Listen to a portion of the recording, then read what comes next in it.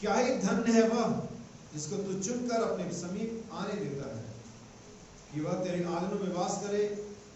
हम तेरे भवन के अर्थात तेरे पवित्र मंदिर के उत्तम उत्तम पदार्थों से तृप्त होंगे।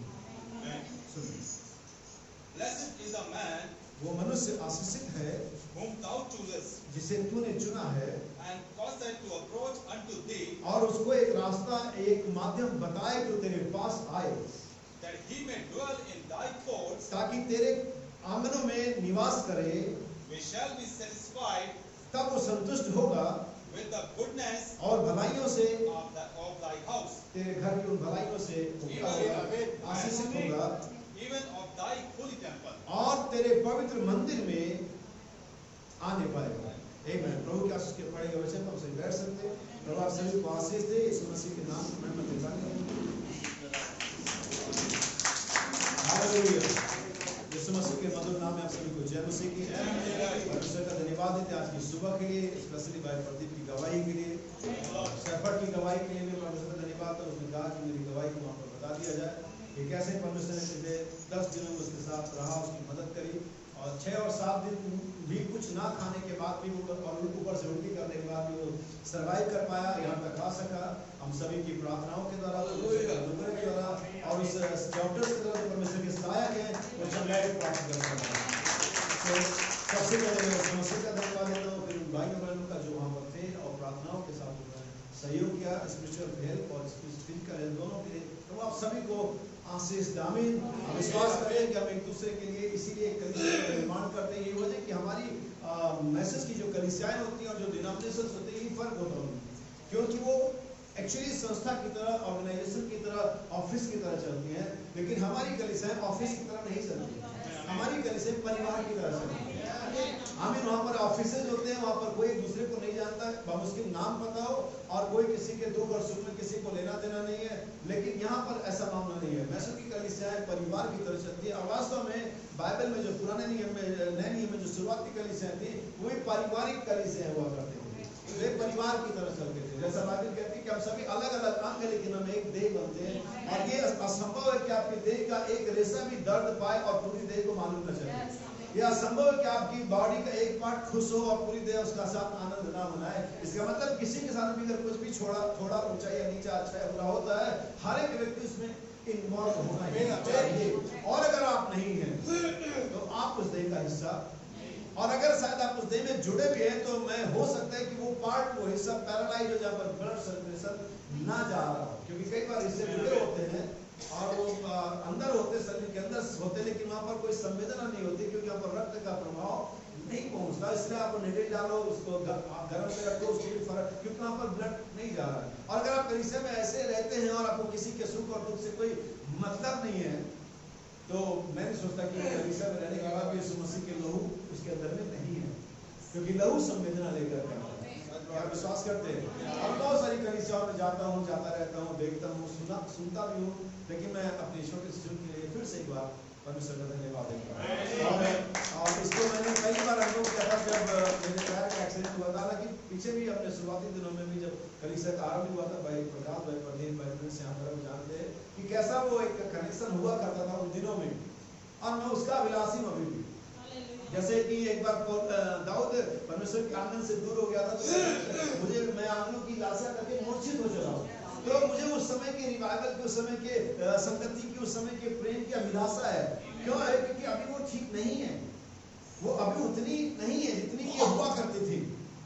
और अपेक्षा ये की जाती है कि जितना भी पवित्र आत्मा नजदीक आता जाएगा, जितना पवित्र आत्मा बढ़ता जाएगा, हमारे पास उससे भी ज्यादा होगी। लेकिन अभी हम शॉर्टेज में हैं। लेकिन मैं विश्वास करता हूँ, मैं आश्वस्त हूँ कि मैं एक आशावान व्यक्ति हूँ। मैं कभी भी होपलेस नहीं होना चाहता, ना होता हूँ। मैं आशा रखता हूँ हर बात में, क्योंकि परमेश्वर हमें रिस्टोर करने में सामर्थ्य है। और हम वहाँ पर जरूर पहुंचेंगे, उस कंडीशन में पहुंचेंगे जब एक दूसरे से विदा होने पर रोएंगे। जब पौलुस ने बाइबल को आप ध्यान से पढ़ेंगे, पौलुस एक जगह फिर तो काम में कहता है, तुम दोबारा मेरा मुख नहीं देखोगे। वो फूट फूट करके रोने लगे। वो किसी ऐसी यात्रा पर जा रहा था, शायद उसका उम्र हो गया था, उसके पास एक अनुभव था परमेश्वर की ओर से, क्या वो पृथ्वी पर ज्यादा समय नहीं उसके बाद। उसने कहा फिर तुम मेरा दोबारा हो, और वो रोने लगे। और ऐसा तब होता था, या होता है, या होना चाहिए, जब एक दूसरे से थोड़े समय के लिए अलग होते हैं, जब हमारा मिलना जुलना कम होता है और वास्तव में हमें दुखी करता है। लेकिन एक आशा जो हमारे प्राणों का लंगर है, वो हमें बताती, चाहे भी हम थोड़े समय के लिए भले अलग हो जाएं, लेकिन हम एक दिन जगह पे जगह से हम सब एक जगह वहां पर जमा होंगे, फिर कभी अलग ना होने के लिए। समय, डायमेंशन, मटेरियल चीजें हमें अलग करते हैं कि परमेश्वर का वचन एक दिन हमें ऐसा जमा करेगा कि हम फिर कभी अलग, और हम उसी आशा के साथ आगे बढ़ रहे हैं, उसी विश्वास में आगे बढ़ रहे हैं। मेरे भाई और बहन, प्रभु का धन्यवाद। बहुत सारी बातें हैं कहने के लिए, इससे पहले मैं संदेश में जाऊं, आपके विश्वास को मारना चाहता हूं। मैं चाहता हूं कि आपका ध्यान परमेश्वर के वचन की ओर आ जाए। चीजें आती और जाती से, भाई ने कहा, भाई ने डांट दिया, संताना दी, भाई ने कुछ और भी दिया था, और मैं कहना चाहूंगा भाई ने थोड़ा सा ताड़ना भी दिया था। और जब भाई अस्पताल में थे और ब्रीथिंग बहुत कम थी, ऑक्सीजन चढ़ रहा था, बहुत सारी चीजें, मैंने कहा भाई आप ये मत दिखाओ कि आप क्या हो, अभी विश्वासी करके अपने आप को सो करो। आप डरा हुआ सो करोगे तो जो पीछे लोग हैं आपके, जो पहले से परेशान है, वो आपके विश्वास पर प्रश्न चिन्ह लगाएंगे। हम मर रहे हैं तो कोई इसमें फर्क नहीं है, क्योंकि किसी ने भी यहाँ पर जब तक रैप्चर नहीं होता जिंदा नहीं रहना है। किसी ने मरना है, किसी ने एक्सीडेंट से मरना है, किसी ने बीमारी से मरना है, किसी का समय हो जाना, जाना हमने सबने। अगर रैप्चर का समय दूर है, अभी रैप्चर होगा तो हम सभी एक साथ जाएंगे, लेकिन अगर ये दूर है और हमारे समय से पहले ये नहीं होता, हमारा समय पहले आ जाता है, तो हमने से प्रत्येक को जाना है। लेकिन हम ये गवाही छोड़ के नहीं जाना चाहते कि हम डरते हुए गए। हम ये गवाही छोड़ के नहीं जाते कि हम उस बीमारी से हार करके गए। हम ये गवाही छोड़ के जाना चाहते, हम बीमारी में मरे लेकिन हम विश्वास में मरे। सब विश्वास की दशा में मरे। चाहे बीमार थे, एलिशा की मृत्यु असाध्य बीमारी से हुई थी। बाइबल में ऐसा लिखा हुआ है कि एलिशा की जो मृत्यु थी एक असाध्य बीमारी से हुई थी, जो कि आज की डेट में कैंसर कहा जा सकता है। लेकिन बाइबल ये नहीं कहती कि एलिशा कैंसर से मरा, बाइबल ये कहती है कि एलिशा विश्वास से मरा। और इतना अधिक विश्वासी था कि उसके मरने के बाद भी जब किसी व्यक्ति की हड्डी उसके हड्डी से टकराई तो वो व्यक्ति जी उठा। तो सवाल ये नहीं कि हम कैसे मरते, सवाल ये कि किस कंडीशन, हमारी उस समय फेथ का कंडीशन क्या है, हमारा मोटिव क्या, उस समय हमारा विश्वास क्या, जिस समय हम मरते हैं। हालेलुया। जानते आर्मी के अंदर में बहुत सारी फैसिलिटी, सिर्फ 15 साल नौकरी करिए, जिंदगी भर खाइए, कैंटीन का कार्ड लीजिए, पेंशन लीजिए, बहुत सारी फैसिलिटी, रेलवे में टिकट लीजिए, लेकिन एक कंडीशन वो सब खत्म कर दे जब पीठ पर गोली खाते।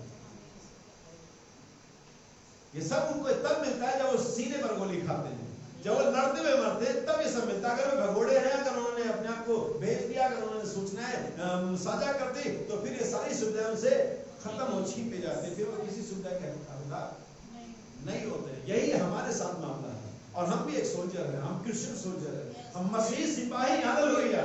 क्या नहीं है?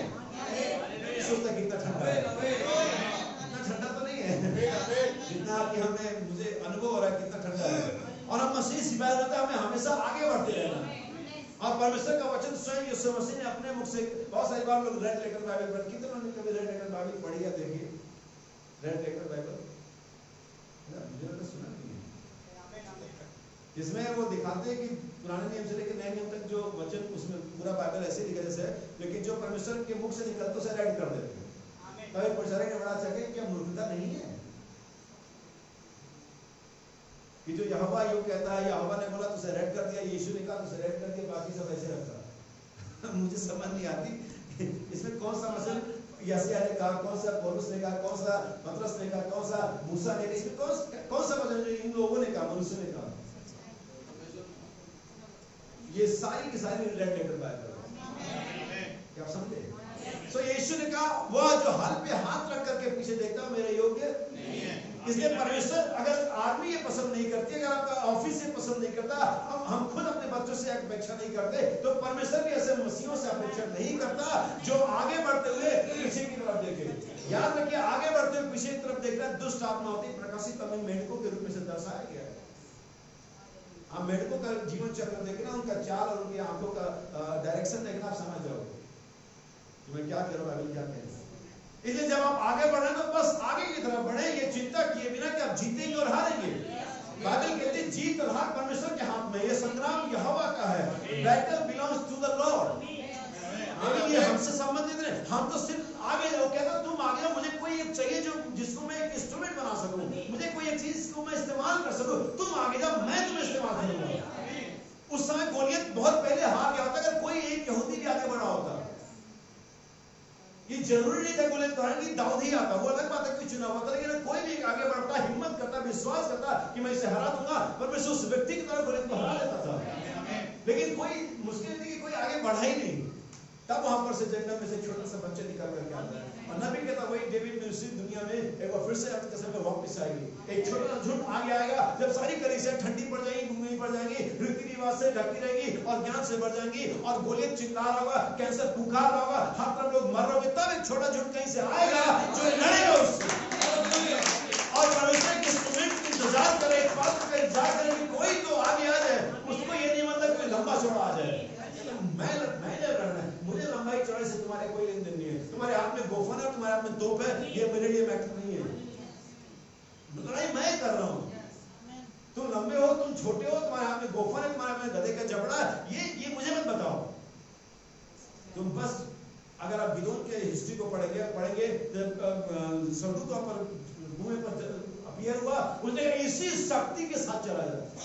मैं एग्जैक्ट वर्ड बता रहा हूँ आपको, आप बाइबल को पढ़ना नहीं है किताब में, इसी शक्ति के साथ चला। कोई और शक्ति इसमें ऐड नहीं करनी है, कोई और तलवार पीट करके नहीं बनाना, तुझे कोई और धारा नहीं लाना है, तुझे कोई और इसी शक्ति जो तेरे पास ठीक अभी है, इसी शक्ति के साथ आपके पास जो है। नबी कहता है महीनों अगर आपके पास किचन में काम करने वाली छोटी सी छुरी है, एक बेलन है, एक चिमटा है, आप लड़ो।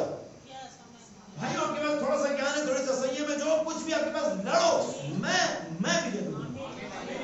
लेकिन प्रॉब्लम ये है कि हम बहुत सारी बार मटेरियल चीजों को, अपनी स्थिति को, अपने हथियारों को, अपनी कंडीशन को, अपनी चीजों को देखते हैं और सोचते हैं दुश्मन के बारे में और हम ठंडे पड़ जाते हैं। और यही इजराइलियों ने किया था।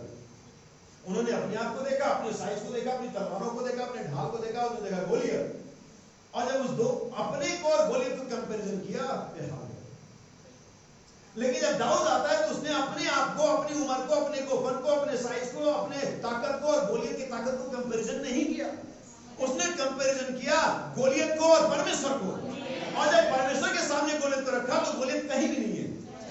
लेकिन जब आपके सामने रखा जाए कैंसर को, बीमारी को, परेशानी को, समस्या को, बहुत बड़ी बात है। लेकिन जब परमेश्वर के सामने लाया जाए, इधर आके हर एक बात धन्यवाद कर परमेश्वर के सम्मुख लाओ। परमेश्वर के सामने गोलियत कुछ नहीं है, परमेश्वर के सामने बीमारी कुछ नहीं है, परेशानी कुछ नहीं है, आफतें कुछ नहीं है। परमेश्वर के सामने हे बड़े पहाड़ तू क्या है, यरूशलेम के सामने हालेलुया। उस युद्ध को वो दाऊद एकमात्र सदा जिसने परमेश्वर और शैतान के बीच में बनाया, वरना सारे यहूदी और फलस्तीन करके लड़ रहे थे। और जब तक वो अपनी आइडेंटिटी के साथ और शैतान की आइडेंटिटी के साथ लड़ रहे थे, वे हारे हुए थे।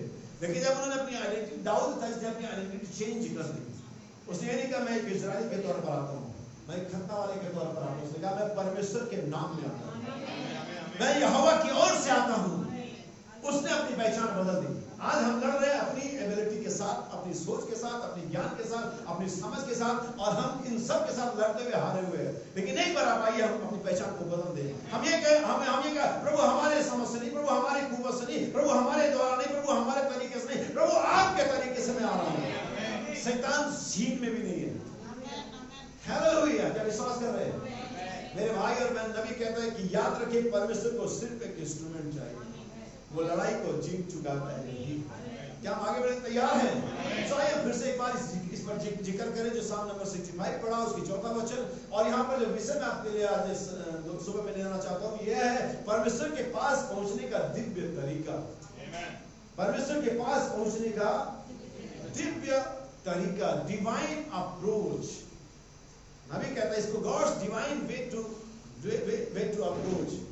परमेश्वर के पास पहुंचने का एक दिव्य तरीका, क्योंकि परमेश्वर दिव्य है, परमेश्वर स्पिरिट है, परमेश्वर स्पिरिचुअल है, परमेश्वर ये सारी मटेरियल नहीं, तो उसके पास जाने का कोई मटेरियल तरीका होना ही नहीं है, होगा भी नहीं। सो मंदिर में जाना, कपड़ों को तरीके से पहनना, बहुत सारी चीजें जो मटेरियल चीजें हम करते हैं, नहाना धोना, ये सारी चीजें, इन सारी चीजों के साथ आप परमेश्वर तक कभी नहीं पहुंच पाएंगे, क्योंकि परमेश्वर मटेरियल नहीं है, परमेश्वर स्पिरिट है, परमेश्वर फिजिकल है, परमेश्वर स्पिरिचुअल है, परमेश्वर डिवाइन है। सो उसके पास जाने का तरीका भी डिवाइन होना चाहिए। और यही वजह की कलीसियाएं, इवन वो जो व्यवस्था थी वे सब चूक है, क्योंकि सब फिजिकल डिवाइन थे, जो शारीरिक नियम थे जो खत्म होते हैं, मिटते जाते हैं। कल कुछ नियम तक, आज कुछ और नियम है। इसलिए शारीरिक नियम, तरह तरह की भांति के स्नान, पशुओं का लहू और हर तरह की शारीरिक बातें परमेश्वर तक आपको नहीं पहुंचा सकते। ये सिर्फ भी आपको अनुभव दिला सकती, थोड़ा सा दिलासा दिला देंगे, आप ठीक है ऐसा करते। लेकिन आपके प्राण को कभी भी सेटिस्फाई नहीं करेंगी, या आपको आत्मा से कभी नहीं भरेंगी, या आपके परमेश्वर के सामने जाने में कभी कॉन्फिडेंस नहीं देगी। ये सिर्फ सांत्वना देंगी, ठीक है, जैसे व्यक्ति बीमारी की बिस्तर पर लेटा है, कोई व्यक्ति आता ठीक है भाई ठीक हो जाएगा, लेकिन उसका सांत्वना अपनी जगह पर, वो लेटा भी अपनी जगह पर, परिवर्तन कुछ नहीं आया। ऐसी ये सारी चीजें हमें सिर्फ सांत्वना देती है। हम चर्च आ रहे हैं, हम गीत गा रहे हैं, हम हाथ उठा रहे हैं, हम अच्छे कपड़े पहन रहे हैं, हम चोरी चकारी छोड़ चुके हैं, तो हम एक सांत्वना दे रहे हैं, ठीक है हम सही चल। लेकिन क्या आप परमेश्वर के पास पहुंचे? तो अगर इस वर्ष को हम शुरुआत से पढ़ें तो हम पर सबसे पहली चीज जो मुझे समझ आती है कि कोई भी परमेश्वर के पास नहीं आ सकता। मैं इसके कॉन्ट्रास्ट में जाता हूं और शब्दों को बदल देता हूं। इवन अगर मैं सही मैन्युस्क्रिप्ट पढ़ूं तो यीशु ने कहा कोई मेरे पास नहीं आ सकता। क्या मैं सही पढ़ रहा हूं? और ये वर्ष का जो उल्टा मतलब है वो यही निकलता है, क्या ही धन्य व मनुष्य जिसे तू अपने पास आने देता है। इसका मतलब है कि कोई भी नहीं आ पाएगा, वो जिसे परमेश्वर आने देगा। और जब अगर परमेश्वर आने देगा तो एक डिवाइन अप्रोच भी देगा, ऐसा आगे लिखा हुआ है। आमीन। क्योंकि परमेश्वर के पास आने वाले के पास डिवाइन अप्रोच होना चाहिए, क्योंकि परमेश्वर डिवाइन है। इसीलिए हम जब परमेश्वर के पास जाते हैं, इस समझ से जुड़ते हैं, तो हमारा जो नेचर, जो कार्नल नेचर है, जो वास्तव में पशुओं का एक स्वभाव है, जितना हम पशु समझ सकते हैं, तो वो नेचर के साथ हम परमेश्वर कभी नहीं जुड़ पाएंगे। अगर परमेश्वर के साथ जुड़ना है जो कि डिवाइन है, तो हमारे पास डिवाइन नेचर होना चाहिए। सात शत्रु की हम बात करते, इसकी बाकी बात नहीं, तभी बात करते, इसके बारे में बहुत सारे लोग है तो वो मचाते। तो उनको लगता है, एक प्रचारक ने कहा, लोग कहते हैं 7 शत्रु 7 बज रहे हैं, इट्स ए गुड लाइफ। बहुत बड़ा प्रचारक है, उसने कहा ये 7 शत्रु गुड लाइफ है, अच्छा जीवन है। मैंने को उस प्रचारक को जो महान है उसे इस वर्ड्स को पढ़ना चाहिए कि डिवाइन पार्टिकल, ये गुड लाइफ नहीं है। वो ये समझने में चूक गया महान प्रचारक कि हमारा विश्वास और परमेश्वर का विश्वास दो अलग अलग विश्वास है। शायद उसने ये मैसेज से उसका डिग्री सही से नहीं पढ़ा, और मैं आज आपके लिए पढ़ूंगा सही से, क्योंकि मैंने इसे ऑलरेडी मैंने भी सही से पढ़ा हुआ। तो हमारा विश्वास, हमारी समझ, हमारा संयम, हमारा धीरज, हमारी भक्ति अलग है, और ठीक परमेश्वर का विश्वास अलग है। नबी कहता आपका संयम क्या है? आप शराब नहीं पीते। जब यीशु मसीह को आंख पर पट्टी बांध करके मारा गया, कहा वो यीशु कहते बता वहां संयम था, वहां संयम था। कलवरी पर लटका हुआ, हाथ पैरों में कीड़े चुकी हैं, वहां से कमेंट्स पास किया जा रहा है, अगर तू खुदा का बेटा है तो नीचे उतर कर दिखा। यीशु कहता मैं 12 पलटे स्वर्गदूतों को अभी बुला सकता हूं, लेकिन उसके पास संयम था। तो हमारा संयम और उसके संयम में, हमारे विश्वास में और उसके विश्वास में, उसके धीरज में और हमारे धीरज में बहुत फर्क है। हमारा धीरज एक लिमिट टाइम तक होता है, उसके बाद खत्म हो जाता है।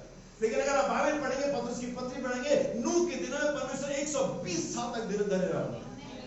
आपका धीरज कितने दिन में काम करता है? परमेश्वर धीरज रहता है हमारे लिए। ये जो 7 सद्गुण है, ये गुड लाइफ नहीं है, क्योंकि अगर इन 7 सद्गुणों की गुड लाइफ किया जाएगा तो फिर उस धनवान के पास कौन सा लाइफ है जिनके पास 7 सद्गुण नहीं था? जो बचपन से 10 आज्ञाओं को मानता था, क्या उसके पास गुड लाइफ नहीं था? और उस गुड लाइफ के पास भी परमेश्वर के समान नहीं था। ये 7 सद्गुण जो बाइबल में पतरस की पत्री में दर्ज है, ये गुड लाइफ नहीं है, डिवाइन नेचर है। In divine nature of God है। क्या हम पढ़ना चाहेंगे? मैं चाहता कि आप कंफ्यूज हो। फर्स्ट पीटर चैप्टर 1 वर्स 4, ध्यान से सुनिएगा।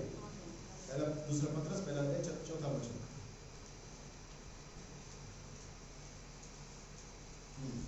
जिनके द्वारा ठीक है, हाँ, जिनके द्वारा उसने हमें बहुमूल्य और बहुत ही बड़ी प्रतिज्ञा दी है, ताकि इनके द्वारा तुम उस सलाह से से छुटकर जो संसार में बुरी अभिलाषाओं से होती है, ईश्वरीय स्वभाव के। किसके स्वभाव के? अब कौन सा प्रचारक कह सकता है कि गुड लाइफ है? बाइबल इसे डिवाइन नेचर कहती है। और जहां तक मुझे समझ आता है बाइबल के संदर्भ में, बाइबल के फ्रेज में, तो डिवाइन का मतलब परमेश्वर है और कुछ नहीं। कोई डिवाइन नहीं है परमेश्वर के अलावा। ईश्वरीय स्वभाव के डिवाइन नेचर, आप समझे? सो ये गुड लाइफ नहीं है। गुड लाइफ तो फरीसियों के पास भी था, गुड लाइफ तो उस धर्मान के पास भी था, और गुड लाइफ आजकल जैन मुनियों के पास भी है। आजकल बहुत सारे और धर्म के और संस्था के और बाकी प्रचार के पास गुड लाइफ है। बात अच्छा नहीं करे, वो अच्छा नहीं होती, तो शराब नहीं पीते, सिनेमा नहीं देखते, कोई विचार नहीं करते, चोरी नहीं करते, उनके मन में कोई बुरी अभिलाषा भी नहीं है, उनको बहुत ज्यादा धन संपत्ति भी नहीं चाहिए, सब कुछ ठीक है। इसलिए बाइबल साफ कहती है ईश्वरीय स्वभाव के डिवाइन नेचर की क्या हो जाओ, सहभागी हो जाओ, पार्टिकर हो जाओ, हिस्सेदार हो जाओ, किसके? और जहां तक डिवाइन का मतलब है परमेश्वर से। एक महिला, अब मैं परमेश्वर के बाद यीशु मसीह को भी जोड़ देता हूँ कि परमेश्वर यीशु मसीह में सिर्फ एक ही फर्क है कि परमेश्वर अदृश्य है, परमेश्वर स्पिरिट है, और यीशु मसीह दृश्य रूप, उसी परमेश्वर का दृश्य रूप है। तो यीशु मसीह भी डिवाइन था, तो विश्वास करके समझिए। जब कभी ऑनलाइन जाएगा कोई और सुनेगा तो वो नाम दे रहा है कि आपने यीशु मसीह को डिवाइन कहा। वही एक मात्र ऐसा था जो मनुष्य परमेश्वर दोनों की क्वालिटी रखता था। He was a perfect man and perfect God. इसलिए एक स्त्री भाई बहनों के पास आई, भाई बहन आप क्या कहना चाहते हैं कि यीशु मसीह डिवाइन था? मैं इस इत्तेफाक नहीं रखती, कभी आपके पास समय हो तो मुझे बताइएगा, मैं आपको बताऊंगी कि यीशु मसीह कोई दिव्य नहीं था। भाई बहन कहते बहन मेरे पास अभी समय है, आप मुझे अभी बताएंगे यीशु मसीह दिव्य नहीं थे, ऐसा कहाँ बाइबल में लिखा हुआ है? उसने कहा देखिए, उसने निकाला दुनिया की सबसे, बाइबल की सबसे छोटी आयत और शायद मशहूर भी, यूहन्ना 11:35, यीशु रोया। उन्होंने कहा देखिए परमेश्वर कभी रो नहीं सकता, परमेश्वर के पास ऐसे इमोशन नहीं है, ऐसी फीलिंग नहीं है, परमेश्वर रो नहीं सकता, डिवाइन व्यक्ति रोता नहीं है। कहा बहन आप बिल्कुल ठीक है, लेकिन आपने शायद एक ही हिस्सा देखा है। आइए मैं सिक्के के दूसरे पहलू की तरफ चलूं, थोड़ा और वर्ष की तरफ आगे बढ़े, और जब वो कब्र पर पहुंचा उसने कहा पत्थर को हटाओ, और बड़े शब्द से चिल्लाया लाजर बाहर आ। और नबी कहता जब लाजर अपनी 72 सीढ़ियों को चढ़ करके जो बना हुआ था, जिसको ऐसे रैप कर देते थे मसाले में, अगर आप पुराने दिनों के बनाए जाने की रस्म और तरीकों को जानते हैं, वो बंधा हुआ 72 सीढ़ियां चढ़ करके बाहर आ गया। भाई कहते बहन आप बताइए क्या मनुष्य ऐसा कर सकता है? वो परमेश्वर, मनुष्य परमेश्वर था। वो सृष्टि में पहला था, इस वाले रचना में था कि मनुष्य परमेश्वर था। बाइबल कहती है परमेश्वर ने मनुष्य के साथ मेल मिलाप कर लिया, रिकंसिलिएशन कर लिया। मनुष्य परमेश्वर यीशु मसीह में एक हो गए जो अदन में अलग हुए थे। सो ये यीशु, Jesus is a divine approach to meet God. यीशु मसीह वो दिव्य तरीका और माध्यम और चैनल है जिसके द्वारा परमेश्वर से क्लियर करना चाहता हूं। यूहन्ना का सुसमाचार 14:6। और वापस सामने नंबर 65 में आएगा, फिर मैं आपके साथ बातें शुरू करूंगा। ये मैसेज महत्वपूर्ण होगा उनके लिए जो सिलसिले को जानते हैं, जो उनके लिए जो तालमेल को समझते हैं, उनके लिए जो मैसेज पढ़ते हैं, उनके लिए जो परमेश्वर से मिलना चाहते हैं। सुनिए 6। यीशु ने उनसे कहा मार्ग और सच्चाई, मार्ग सच्चाई और जीवन मैं ही हूँ। जी हाँ, अब कभी किसी समय तो मैं इस क्रम को बताऊंगा, क्यों नहीं यीशु का मार्ग, जीवन, सच्चाई और मार्ग में हूँ, क्यों नहीं सच्चाई को आगे रख दिया, फिर जीवन और फिर सच्चाई को मार्ग रख दिया। अगर इसमें कुछ फेर बदल तो क्या फर्क पड़ जाता है? लेकिन ये हो नहीं सकता। चीजें बड़े सही ढंग से डिजाइन की गई है। इसे एक महान बुद्धि ने जो परमेश्वर की है, एकमात्र बुद्धिमान परमेश्वर ने इसे परफेक्टली डिजाइन किया है। मार्ग, सच्चाई और जीवन। आप जीवन पाने फिर मार्ग की जरूरत क्या है? आपको मार्ग मिलता है ताकि और सच्चाई के बिना जीवन तक देखा आपने इसलिए समझ विस्तृत और समझ। फिर आगे कहता है मार्ग, सच्चाई और जीवन मैं ही हूँ, बिना मेरे द्वारा। बिना मेरे द्वारा, उसने सिंगुलर एक जो बहुत एक वचन होता है उसका इस्तेमाल किया। बिना, और यीशु मसीह में कोई भी चीज ऐसी अटैच नहीं है, कलीसिया, पास्टर, अपोस्टल, प्रेरित और सिस्टम और धार्मिकता कुछ भी नहीं है। सिर्फ एक व्यक्ति है जिसका नाम यीशु है, जो कि देहधारी वचन है, जो कि परमेश्वर का पुत्र है। उसके अलावा कुछ भी नहीं है। बिना मेरे द्वारा एनीवन, कोई भी pastor, pope, bishop, cardinal, mummy, पापा, कोई भी बिना मेरे, अर्थात यीशु वचन जो देहधारी हुआ, वो व्यक्ति जिसमें वचन देह सहित डेरा करता था, वो व्यक्ति जो परमेश्वर के सब वचनों को बोल सकता था, चीजें एग्जिस्ट आ सकती थी, वो व्यक्ति का बिना मेरे कोई भी, इवन जो पीछे मर गया और जो भविष्य में कभी आएंगे, यहां तक कि यीशु के आने तक वो सारे संत भी, अब्राहम को देखो, अब दाऊद को देखो, अब अयूब को देखो, अब मूसा को देखो, सब वहां पड़े हुए थे। उनकी गाड़ियां उस बैरियर पर जिसका नाम मृत्यु था रुकी हुई थी। यीशु नहीं आता तो उनकी गाड़ियां कभी रिलीज नहीं होती थी, लेकिन यीशु ने आकर को बैरियर उठा दिया। अभी देखो कब्रें तड़प घुटी, क्या आप समझ पाए? बिना मेरे, जो भविष्य में, जो पीछे मर गए भूतकाल में और जो कल भविष्य में आएंगे, जो हम यहाँ बैठे हुए हैं, बिना मेरे कोई भी कभी भी हमें पिता के पास नहीं पहुंच सकता। यानी कि यीशु ही वो डिवाइन अप्रोच है, माध्यम है, जिसके द्वारा कोई भी पिता के पास। ये तो बड़ी सिंपल बात में, ये बात समझ में आ गई, लेकिन इसके प्रोसेस को देखना जरूरी है। इसे कहने बता देना कि यीशु माध्यम है, ठीक है, तो कोई बता देगा, लेकिन इसका प्रोसेस क्या है? नबी कहता है कि परमेश्वर हर समय में एक अप्रोच रखता है उस चीज के लिए जिसे उस समय के लोगों को प्राप्त करना या चाहिए।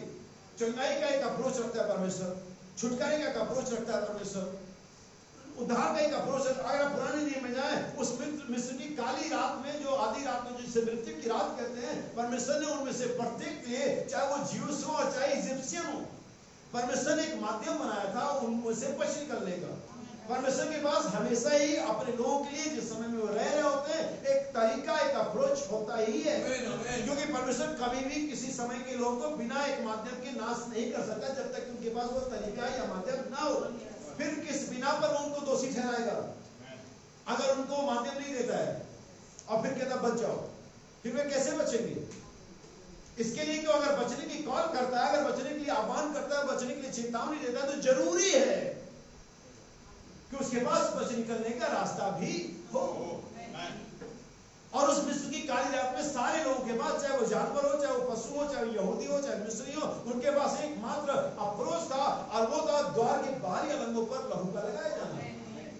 वही एकमात्र तरीका था उस काली रात में किसी भी व्यक्ति का बचने का।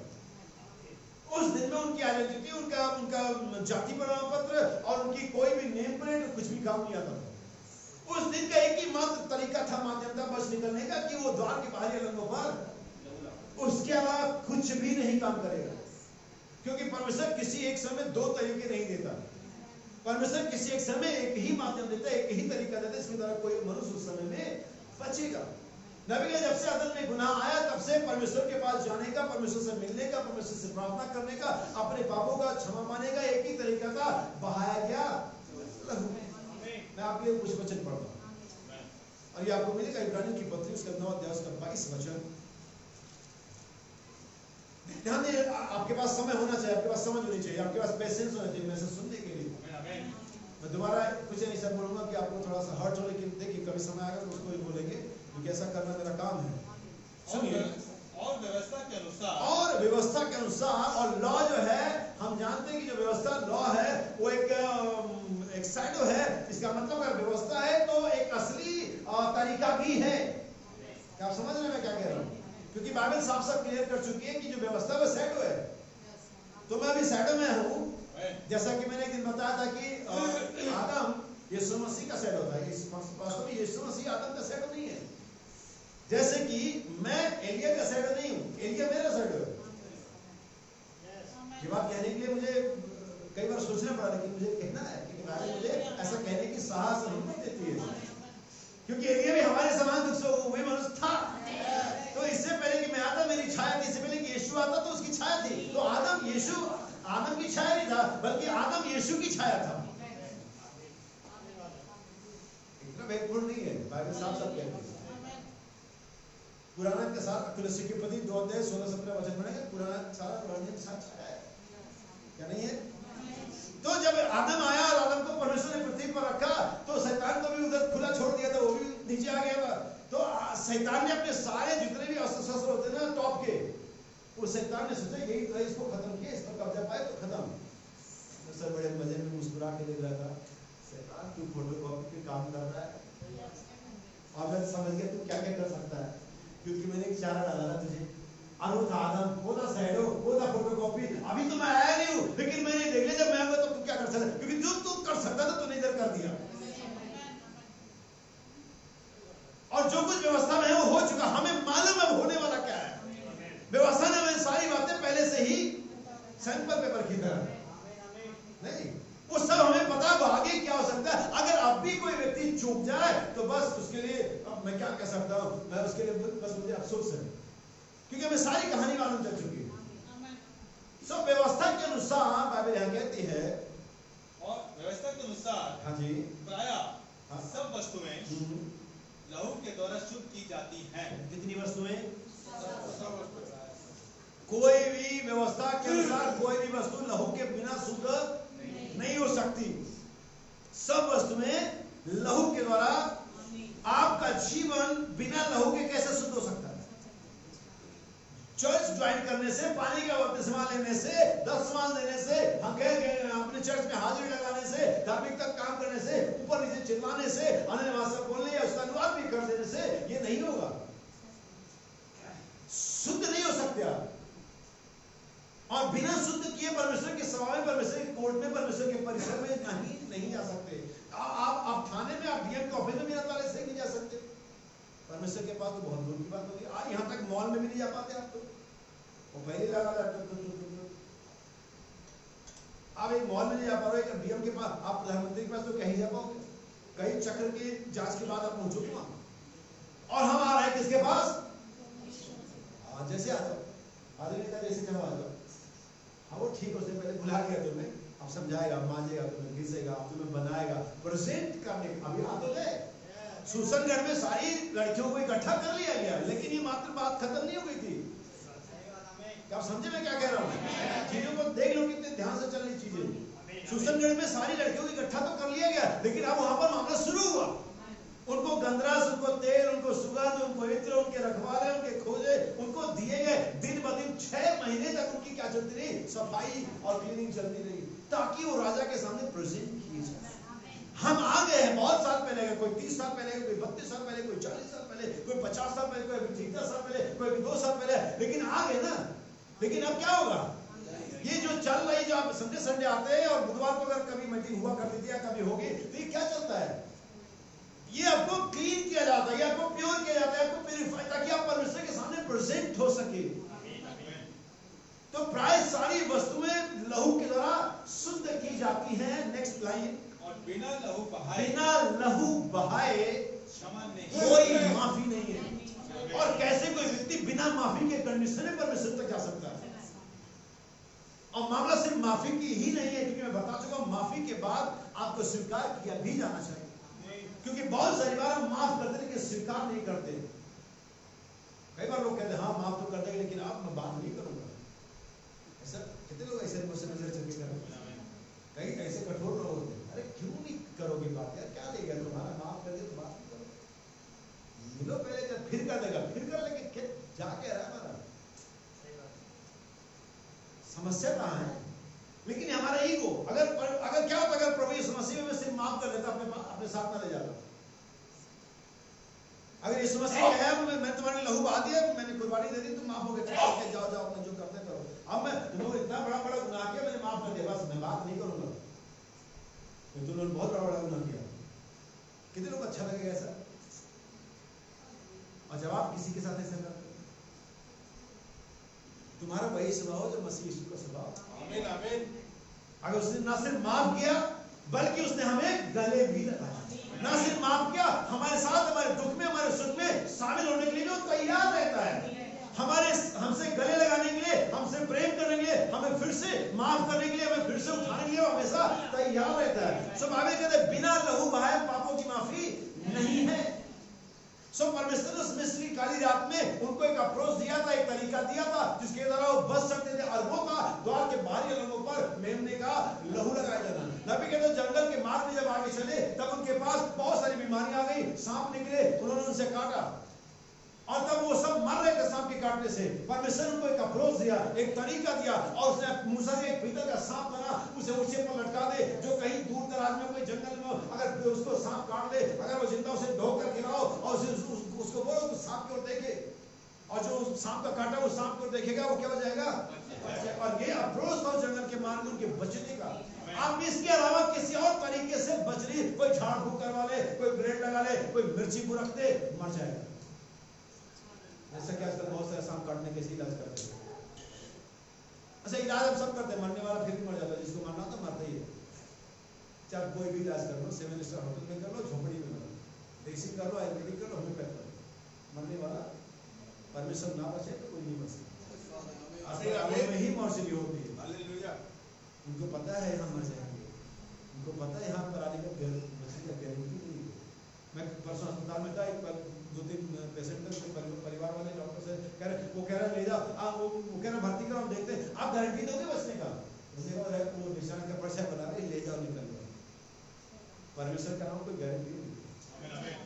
हमें सो याद रखिए, बात कहती है बिना लहू बहाए कोई माफी नहीं है। आपके पास नबी कहता हूं उस जंगल के मार्ग में वो पीतल का सांप एकमात्र माध्यम था उनके बचने का। अगर मैं थोड़ा और आगे बढ़ूं, नबी कहता, ध्यान सुनिएगा, उन दिनों में जिसमें हम रह, नबी कहता अभी इस दिन में जिसमें हम रह रहे हैं, नबी कहता है,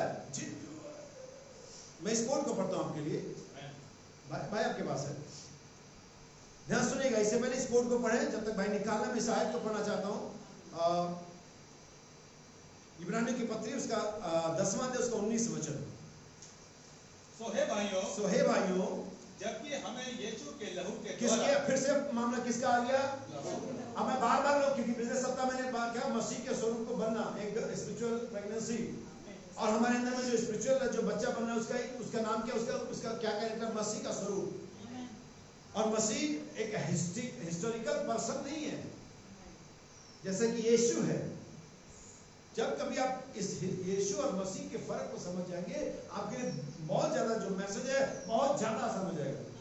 जब कहते हैं यीशु एक हिस्टोरिकल पर्सन है जिसका इतिहास में जन्मावली, मरने का, जीने का हर एक चीज दर्ज है। लेकिन जब कहते हैं मसीह बियॉन्ड द एजेस, वो युगों से, समय से, मटेरियल वर्ल्ड से बाहर की चीज है, वो हमेशा ही एग्जिस्ट करता है।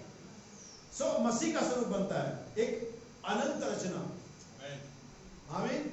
लेकिन अब जब बात लहू की आ जाती है तो मसीह के पास कोई लहू नहीं है, क्योंकि मसीह स्पिरिट है। लेकिन यीशु, इसीलिए वो मसीह यीशु बना, देह को लिया ताकि हमारे लिए लहू बहा करके एक माध्यम बना सके, ताकि हम फिर से परमेश्वर के पास जो आदम में अलगा हुआ था, काश कि परमेश्वर मुझे समझ दे, अनुग्रह दे कि मैं क्रम से चीजों को रख सकूं। सो लिखा हुआ है, सो हे भाइयों, जबकि हमने यीशु के लहू के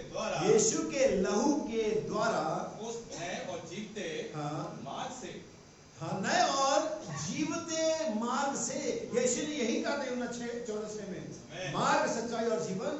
यीशु वो नया मार्ग है। उससे पहले बहुत सारे मार्ग थे, व्यवस्था मार्ग थी और खतरा मार्ग था और बहुत सारी चीजें, रीति रिवाज मार्ग थे, पशुओं का बलिदान, मेल बलि, होम बलि, तमाम तरह की चीजें, और उन्हें वो मार्ग कहते थे। उसके बाद पुरनिये आ गए, उनकी शिक्षा आ गई, वो कहते थे हमारे साथ आ जाओ, यही बोले, फरीसी कहते उनका सिद्धांत गलत है, सदूकी कहते उनका गलत है, शास्त्री कहते उनका गलत, हम मार गए। तो बहुत सारे मार्ग बन गए। जैसे आज की संस्था की अगर हम नाम लो तो सब लोग कहते हैं हम मार गए, लेकिन यीशु का मैं मार्ग है और वो नया मार्ग है। इसके अलावा कोई और अप्रोच नहीं है परमेश्वर के पास पहुंचने का। सो हे भाइयों, यीशु के लहू के द्वारा नए और जीवते, यानी कि ये मार्ग कुछ ऐसा है, कुछ इस तरह से हम कहेंगे जैसे आप एक्सीलेटर पे चलते हैं, जो जिसमें लोग दौड़ते हैं, वो रन करता है, हमें वो क्या करता है, वो चलता रहता है। ऐसे ही ये मार्ग भी क्या करता है, चलता रहता है। ठीक है, कोई नहीं, मेरी आवाज आपको आ रही होगी। हालेलुया। तो ध्यान दीजिए, बाइबल उस नए और जीवते मार्ग से पवित्र स्थान में कहाँ प्रवेश करने का? चर्च में, किसी समाज में, किसी नए धर्म की शिक्षा में। और यही तो हमने पैसे में पढ़ा था, होली कोर्ट, उस पवित्र परिसर में जहां पर स्वर्गदूत जाने से डरते, जहां पर कोई और नहीं जा सकता, वहां पर परमेश्वर का, यीशु का लहू में क्या करता है, एंट्री देता है। कोई गेट पास नहीं, कोई और कार्ड नहीं, कोई रिश्वत नहीं, कोई नेम प्लेट नहीं, मैं तो फलाना सो एंड सो हूं तो मुझे तो जाने दो। नहीं, कोई भी हो, आपके पास यीशु का। अब सवाल घूम फिर कर यह आएगा कि यीशु का लहू कैसे अप्लाई किया जाए। क्या आप समझ पा रहे हैं? अब सुनिए, मैं आपके लिए उस कोड को पढ़ता हूं जो भाई के पास है, संदेश का नाम बता देंगे। The approach to God, और संदेश का नाम यह है परमेश्वर के पास पहुंचने का माध्यम। Look, देखिए, before they could see miracle, और इससे पहले कि वे कोई आश्चर्य कर्म देख पाते, they had to come to the provided approach. उनको एक परमेश्वर के द्वारा दिए गए माध्यम से आना था। इससे पहले कि आप कोई मिरेकल देखना चाहिए या देख पाए, आपको परमेश्वर का तरीका लेना पड़ेगा। बहुत सारी बार हम बीमार रहते हैं, बहुत सारी बार हम परेशान रहते हैं, बहुत सारी बार हमारी फैमिली में कलह चलता है, बहुत सारी बार हमारे परिवार में पंगे चलते हैं, और वो चलते रहते। क्यों? क्योंकि वो अपने सारे हथकंडे अपनाते हैं, सारी मीटिंग करते हैं, फोन ब्लॉक करेंगे, फोन करेंगे, मिलेंगे जुलेंगे, लेकिन जो अप्रोच, अगर कोई ऐसी बात है तो पास्टर को बुलाओ, तुम्हारी फैमिली में बैठेगा। नहीं पादरी को बुला, हमारे फैमिली का मामला है, तुम कलिसिया में जुड़े क्यों? क्या तुम बाहर वालों से तुम्हारा न्याय होगा? और मुश्किल यह है कि जो रेफरेंस के जानकार है, जो रेफरेंस का दावा करते हैं, अपने लिए रेफरेंस का इस्तेमाल नहीं करते। हमारी समस्या सारी की सारी यही है कि सारा का मामला दूसरों के लिए होता हो, अपनी फैमिली में मामला नहीं आता। आमीन आमीन। क्या तुम अनजाते के पास बैठोगे? क्या तुम्हें कोई नहीं तुम्हारे मामले सुलझा सके? अरे तुम अप्रोच तो लो जो परमेश्वर ने प्रोवाइड किया है। वो तुम्हारी कलीसिया का पास्टर लीडर है, वो पढ़े लिखे लोग नहीं है, वो वकील और डॉक्टर नहीं है, वो तुम्हारे कलीसिया के पास्टर और एल्डर्स। आप तभी आश्चर्य कर्म देख सकते हैं जब परमेश्वर के दिए गए माध्यम को स्वीकार करें या माध्यम से आए। कलीसिया में कोई बीमार है तो परचिन को बुलाए, नहीं जी हम क्यों बुलाएंगे, हम विश्वास करते हैं अरे ये माध्यम है, ये अप्रोच है परमेश्वर का, चंगाई का अप्रोच है ये। बाइबल बताती है, अगर तुम में से अगर आप बाइबल को ध्यान से पढ़ते, व्यवस्था के नियमों को पढ़ते, परमेश्वर ने कितने तरीके से डिजाइन किया। अगर कोई कुल्हाड़ी से लकड़ी काट रहा हो और वो कुल्हाड़ी बेटे में से निकल के किसी में ऐसा पड़ जाए कि वो मर जाए, मर्डर केस चल गया तो उसको मार देंगे लोग, लेकिन तब कहता है तब तुम्हारे पास एक अप्रोच है, जल्दी से संस्थान में भाग जाना, फिर मुकदमा सुना जाएगा, गवाह बताए जाएंगे, ये अचानक हुआ या आने जाने हुआ या मुझसे हुआ, बच जाएगा। आमीन आमीन। वो लहू द्वार के लंगों पर अप्रोच था, वो पीतल का सांप अप्रोच था, वो सरसान बच निकलने का अप्रोच था। तुम अपनाओ तो सही, ये काम करता अभी भी, हमने इसे कई बार काम करते हुए देखा है। लेकिन नहीं जी हम तो स्मार्ट लोग हैं, हम क्यों प्रार्थना करवाएं? विश्वास की प्रार्थना से होगी बचेगा अप्रोच। हाँ तुम्हारे पास अच्छा विश्वास है, तुम बच जाओगे, बड़ी अच्छी बात है, बच जाओ। सुनिए आगे नबी क्या कहता है। Before they could see the Red Sea open, इससे पहले कि लाल सागर को खुला हुआ देखे, notice, ध्यान दीजिए, नबी कहता नोटिस, ध्यान दीजिए, before they could become a partaker of the glory, इससे पहले कि उस महिमा का हिस्सेदार बने, they had to come to the provided approach to God. उनको जरूरी था कि परमेश्वर के द्वारा दिए गए माध्यम से ही आए। Amen. यरदन नदी बड़ी वेग से बह रही थी, लेकिन हो सकता है कि यहोशू आगे गया हो, भविष्यवक्ता में ना थे, तब भी वो ऐसे बह रही थी। हो सकता है उसने किसी लोगों धनवानों से कहा कि तुम्हारे पास बड़े बड़े बैंक बैलेंस है, तुम लोग जरा देखो, तब भी यरदन नदी वैसे बह रही थी।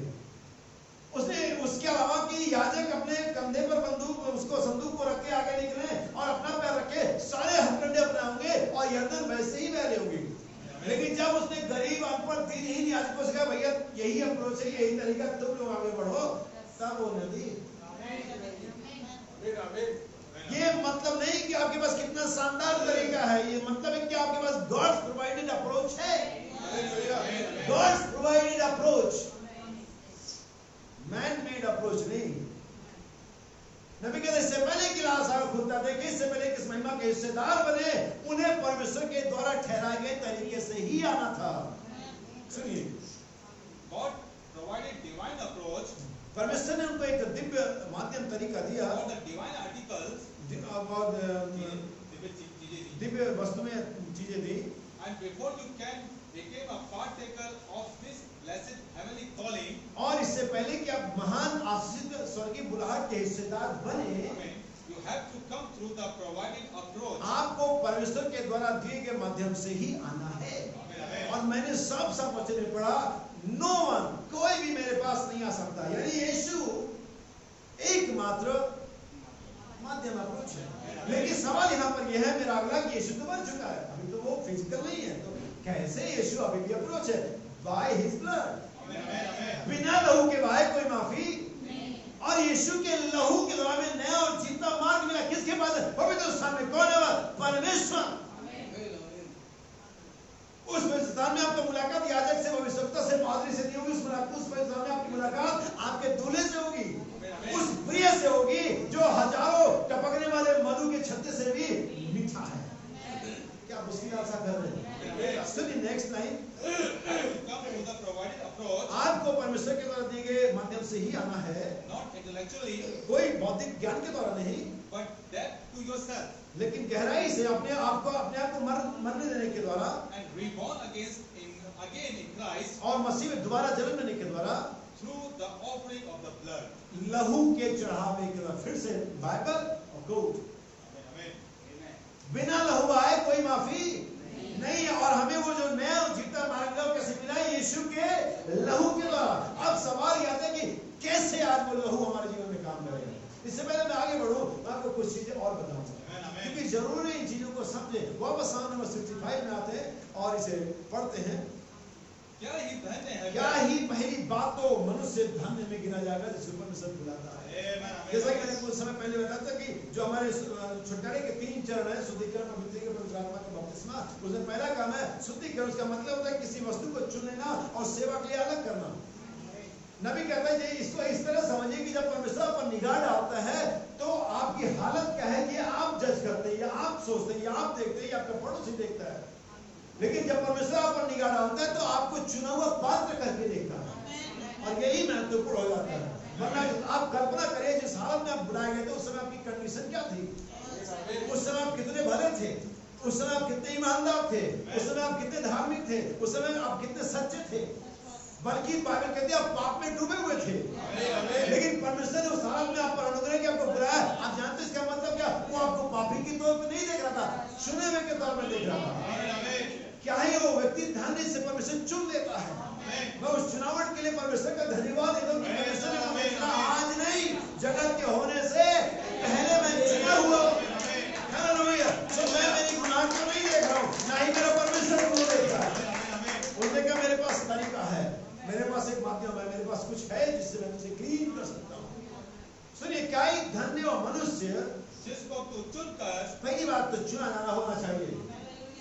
कोई भी ऐसी, जैसे कि मैं बता चुका हूं, जब मिस्र से वो निकल गए और समुद्र लाल सागर आ गया, नबी कहता है लाल सागर को परमेश्वर ने 2 भागों में कर दिया।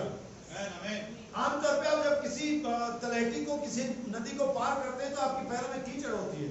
अगर आप कभी पार कर पाते हैं, गीले हो जाते हैं। आप जानते उन्होंने क्या किया? धूल जाना।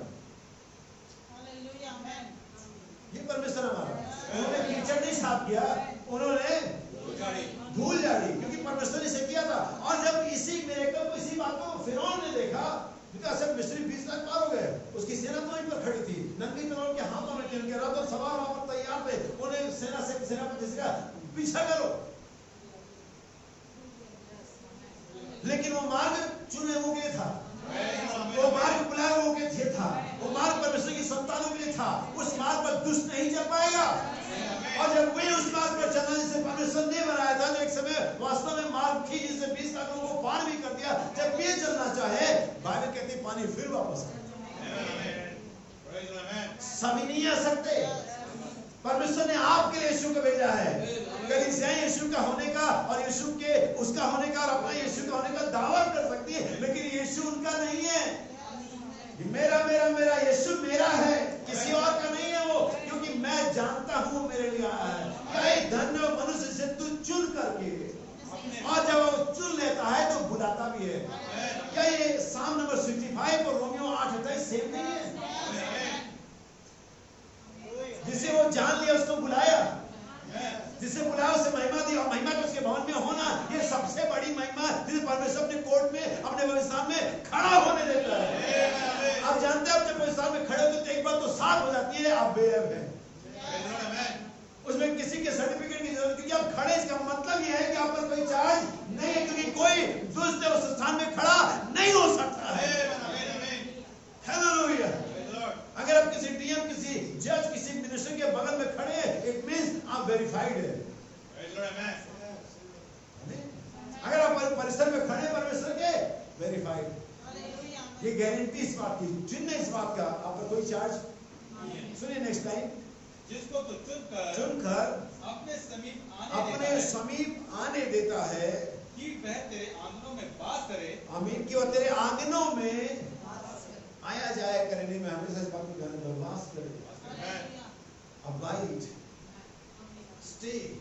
सुनिए, हम तेरे भवन के, हाँ जी, अर्थात तेरे पवित्र मंदिर के उत्तम उत्तम पदार्थों से तृप्त हो। और जब आप भवन के आंगन में पहुंच जाएंगे, स्थान पहुंच जाएंगे, तो आपके एक ही चीज है, एंजॉय करना। किससे? यहाँ बैठ करके परमेश्वर के इन गूढ़ वचनों का आनंद मनाएं। कलीसियाओं के लिए सिर्फ रेगुलेशन नहीं है, सिर्फ एक दिनचर्या है। और जैसे वो संडे मंडे ड्यूटी पे जाते हैं और सैटरडे शाम को घूमने जाते हैं, संडे चर्च जाते हैं, जस्ट ये सिर्फ इतना ही है। लेकिन हमारे संडे चर्च जाना इतना नहीं है।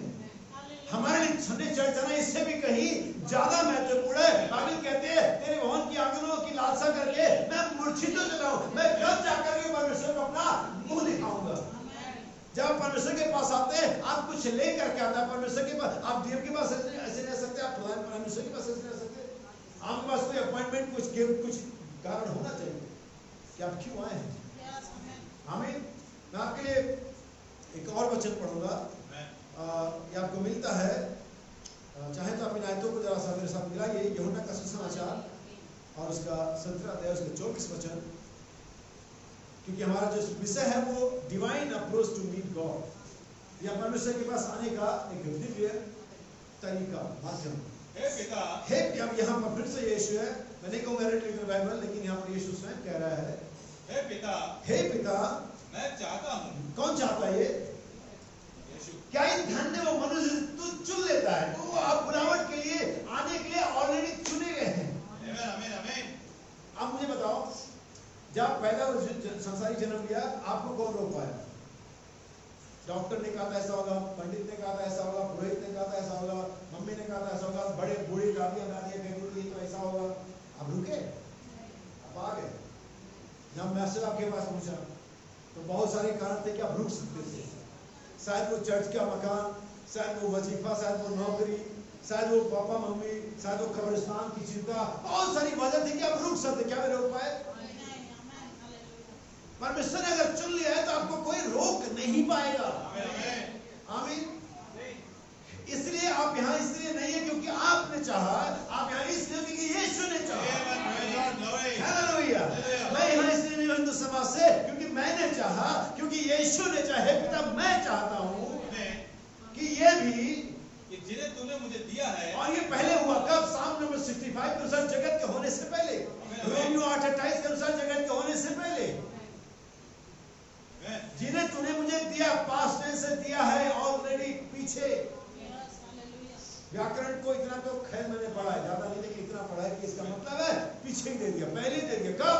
इससे पहले कि यीशु पैदा होता, यीशु मसीह ने, यीशु पैदा होता, इससे पहले कि वो कलवरी पर मरता, हम उसके नाम, उसका हमारा नाम उसकी किताब में लिखा हुआ है। हे पिता, मैं चाहता हूं कि जिन्हें तूने जगत में से मुझे दिया है, जहां मैं हूं, अभी प्रेजेंट, अब जो पिछले सेंटेंस था वो पास्ट था, अभी जो है वो जहां मैं हूं, नेक्स्ट वहां, हाँ, वे भी मेरे साथ हो। आमीन। इस प्रकार से लिखी गई है, जिन्हें दिया पीछे, जहां मैं हूं प्रेजेंट, वे भी हो। और आज यही वजह कि आप वहां हैं जहां वचन पाया जाता है, जहां यीशु पाया जाता है। यीशु कहां पाया जाता है? मसीह अपने वचन में। और आप कहां पाए जाते हैं? वचन में।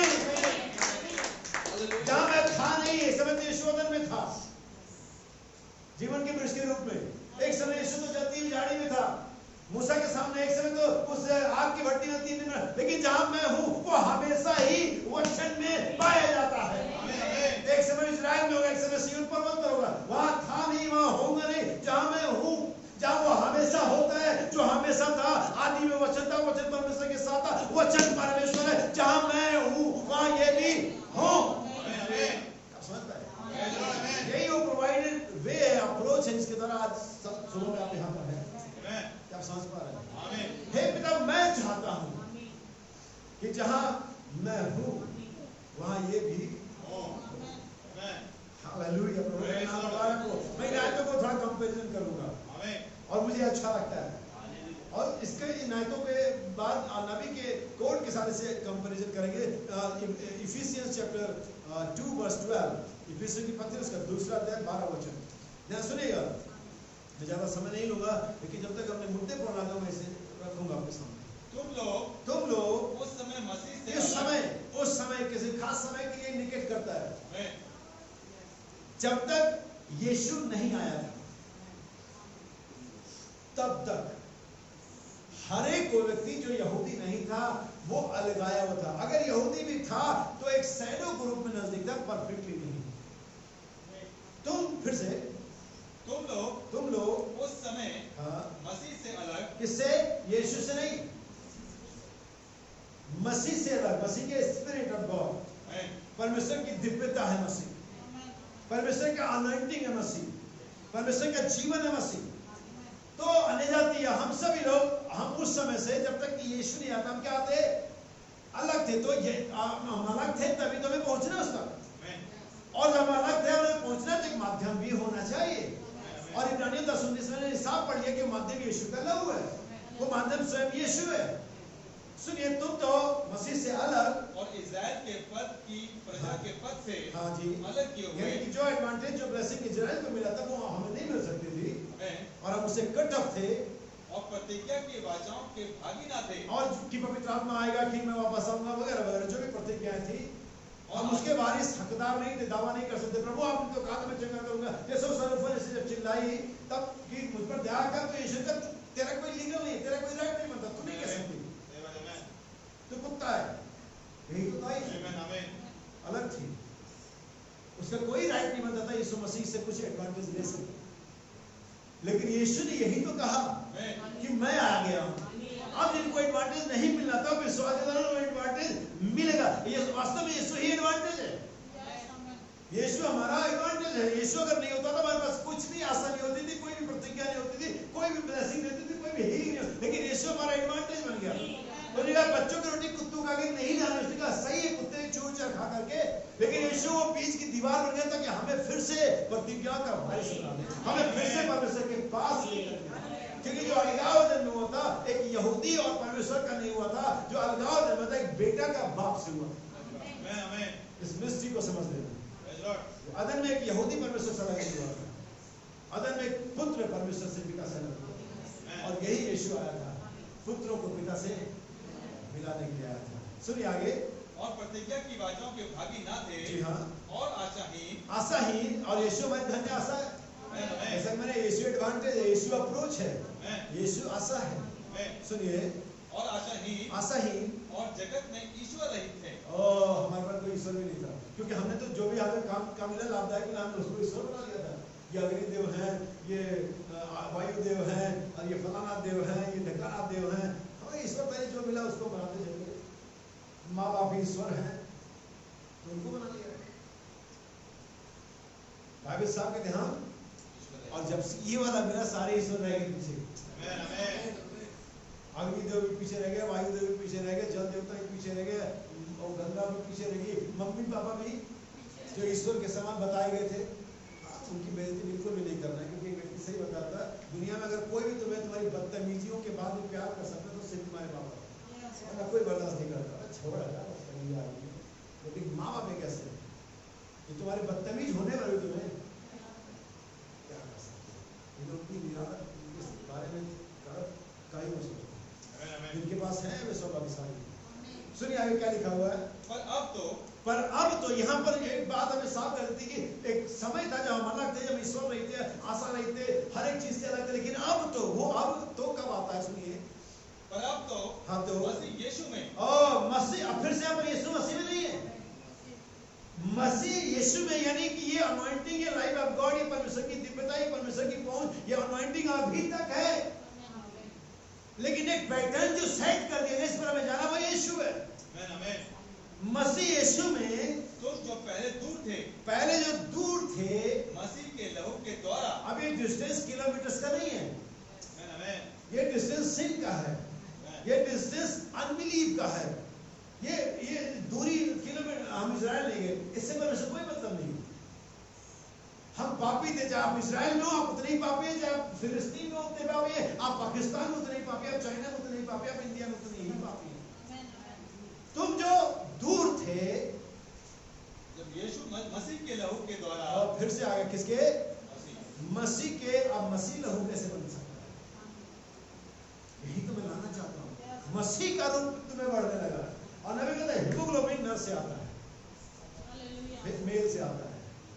हमें मसीह के लहू के द्वारा निकट हो गए हो किसी चर्च ज्वाइन करने के द्वारा नहीं, किसी नई धार्मिकता द्वारा नहीं, किसी और धर्म को अपनाने द्वारा नहीं, लेकिन मसीह के, इसीलिए मैंने लास्ट में बताया जैसे मसीह का आत्मा नहीं, मसीह का, आपके पास सब कुछ बाइबल से रिलेटेड सब कुछ ही हो सकता है, लेकिन अगर वो आत्मा नहीं है तो आप परमेश्वर आपको रिकॉग्नाइज नहीं करते।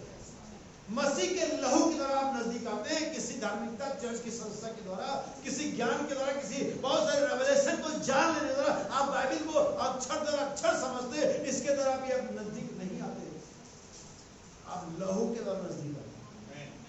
सुनिए, क्योंकि वही हमारा मेल है, वही हमारा मेल है। सुनिए, जिसने दोनों को एक कर लिया। किन दोनों को? जो अलग थे और जिनसे हम अलग थे, यानी कि परमेश्वर और पतित मनुष्य एक कर लिया। और अलग करने वाली दीवार, और वो दीवार पाप की थी, वो दीवार अविश्वास की थी, वो दीवार हमें परमेश्वर के पास जाने से रोकती थी, और वो दीवार को उसने क्या कर दिया? गिरा दिया, बीच में से हटा दिया, ढा दिया, और अपने शरीर में यानी कि यीशु के शरीर में बैर अर्थात, हाँ जी, हम बैर अर्थात व्यवस्था जिसकी आज्ञाएं, जी हाँ, विधियों की रीति पर थी, जी हाँ, मिटा दिया। क्यों मिटा दिया? कैसे मिटा दिया? अपने बहाए गए लहू के द्वारा, और उसी लहू को पवित्र आत्मा के द्वारा आपके अंदर में डाला, ताकि अब आपको अलग से इंस्ट्रक्शन ना देना पड़े। आप जानते हैं आपको क्या करना है, आप जानते हैं आपको कैसे चलना है, आप जानते हैं आपको खुदा को कैसे खुश करना है, आप जानते रहते में कैसे जाना है। ये आपके अंदर पवित्र आत्मा के द्वारा इसे डाला गया। बाइबल कहते तुमने प्रेम करना किसी से सीखा नहीं है। तुम कैसे चाय पीने सीख सकते हो, तुम कैसे प्रीच करना सीख सकते हो, तुम कैसे खाना खाना सीख सकते हो, तुम कैसे कपड़े पहने सीख सकते हो, लेकिन प्रेम करना नहीं। क्योंकि मैंने बहुत सारी बार ऐसे लोगों को देखा जिनके साथ आप प्रेम करते थे, लेकिन वो कभी भी अपना जैसा रहता है वैसे ही रहता है। क्योंकि प्रेम करना पवित्र आत्मा के द्वारा सीखा, कोई मनुष्य आपको प्रेम करना नहीं सीखा। सुनिए आगे क्या लिखा, फिर मैं आगे बढ़ता हूँ। व्यवस्था जिसकी आज्ञा विधियों की रीति पर मिटा दिया कि दोनों से अपने में मसीह यीशु में एक नया मनुष्य। अब ये वो एक नया मनुष्य, इसकी मैं और परमेश्वर की सृष्टि और परमेश्वर स्वयं इंतजार करता है, एक नया मनुष्य। क्योंकि पुराने वाला काम का नहीं, जैसे मैंने बताया कि पुराने वाले को तो क्रसर में जाना ही जाना है। पुराने वाले को तो जैसे आप देखते हैं कि मिट्टी कुम्हार झाग भी लेता है, कुछ बनाता है, बिगड़ जाता है, हाथ तिरछा जाता है, गर्व, और फिर से उन्हें फिर से सामने देता है, फिर से उन्हें गिराकर फिर से उन्हें नरम कर देता है और फिर लेता है। जो लोग बनने के लिए अपेक्षा में तैयार हो रहे हैं, मैं उनको एक सूचना देना चाहता हूँ कि आप जैसे हैं, जैसे टूट के वैसे ही नहीं बना पाएगा। इससे पहले कि आपको नया आकार दे, वो आपको एक बार मेहनत करना चाह रहा है, आपको नरम करना चाह रहा है, एक बार फिर से बेडोल करना चाह रहा है ताकि फिर आकार दे सके। लेकिन हमारी प्रॉब्लम है, प्रभु बना के नहीं, प्रभु कह रहा है मैं नरम करना, तेरी आदतें खत्म करना, तुझे मैं फिर से मिट्टी का इकलौता बना दूं, तभी मैं तुझे फिर से नया बना दूं।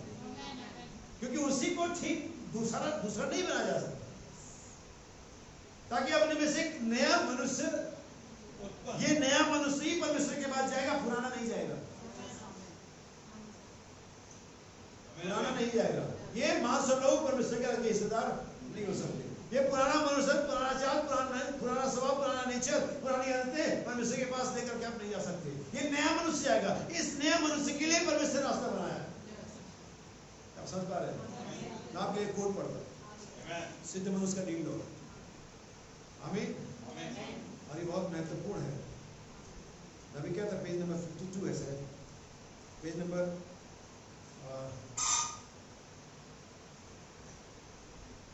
42। इससे पहले 42 को पढ़ो, मैं 14 को पढ़ूंगा, 14। मैं भी कहता इसमें पेज नंबर 14 पैराग्राफ नंबर 33 और 34। भाई बहन अपने फैमिली के बारे में विपत्ति पर बात कर रहे हैं पर और इसका एक विचार जो बना जा रहे हैं वो ये कह रहे हैं, यहाँ पर कोई भी ऐसा व्यक्ति नहीं जो परमेश्वर से प्रेम ना करता हो, परंतु वो चाहता है कि हम और अधिक से अधिक मसीह के समान बन जाएं। मसीहों, अब यह बात यहाँ पर रखी हुई है, मैं एक बूढ़ा अनुभवी हूँ, यहाँ पर बैंकिट और बाइकिट हैं और दृष्टिदाल वे भवन में सर्वाधिक वृद्ध व्यक्ति हैं, मेरे ख्याल से शायद 90+ के वे लोग थे। परंतु यदि मैं आपसे पूछना चाहूँ कि आपकी आर्थिक अभिलाषा क्या है, मैं एक एक्सपीरियंस की बात करें मसीह के साथ होने के लिए, अब अगर क्या मैं भी बूढ़ा हूँ और हमारे सामने भाई किड और बहन किड वो भी बूढ़े हैं, तो अगर मैं आपसे सबसे मैं ये पूछना चाहूँ कि आपकी हार्दिक अभिलाषा क्या है? तो कोई बता सकता है? नबी कहता आपकी हार्दिक अभिलाषा क्या है? तो वो यही होगी परमेश्वर की समीपता में आना। जब आप मसीह के विषय में सीखते हैं तो मसीह के विषय में कोई ऐसी बात होती है कि वह अत्यंत प्रेममयी है, बस आप यही यत्न करते हैं कि आप उसके अंदर आ जाएं। आप मुझे इस अभिव्यक्ति के लिए, यानी कि हम अगर इसे कहें, आपको समझ शायद अभिव्यक्ति अपनी कठिन हिंदी होगी, इस स्टेटमेंट के लिए माफ करें। अधिक समय नहीं हुआ कि जब मैं अपनी पत्नी को यहाँ बता रहा था, हम दोनों ही बूढ़े हो रहे हैं, मैंने उसे कहा क्या तुम मुझे वैसा ही प्रेम करती हो जैसा कि तुम क्या करती थी? उसने कहा निश्चय ही मैं करती हूँ। मैंने कहा और तुम जानती हो कि मैं तुमसे इतना अधिक प्रेम करता हूं कि मैं तुम्हें लेकर के अपने अंदर खींच लेना चाहता हूं ताकि हम वास्तव में एक हो जाएं। और अब यदि आप इसे 10 करोड़ से गुना कर दें तो आप जान पाएंगे कि सच्चा विश्वासी जो मसीह से प्रेम करता है वो उसके अंदर चली जाना चाहिए। समझ पा रहे हैं? नबी कहता है आप इसे 10 करोड़ से गुना कर दें तब आप जान पाएंगे कि मसीह भी इतना ही प्रेम करता है। काश कि हमारे पास भी इतना ही प्रेम हो, उसके समीप होने के लिए, उसके समान होने के लिए।